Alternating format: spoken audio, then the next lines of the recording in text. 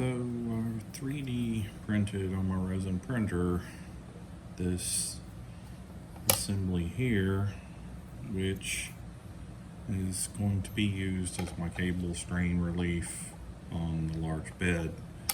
So what I did was I put countersunk holes in the edge of the plate, and then on the underside I created the cavities for the M3 nuts to fit in there. So what I'll do is I'll slide this in between the heating mat on the underside and align it, and then use these small pan head screws to feed through. Get the other one started before I tighten it up. So get those two started, tighten them down like so, and that gets that mounted to the plate there.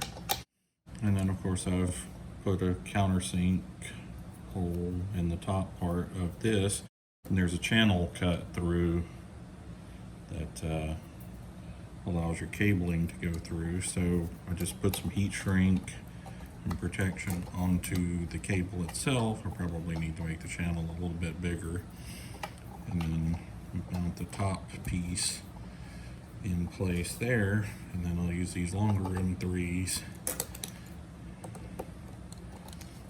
from the top, and those feed through to clamp down on the wire. Before I snug it down,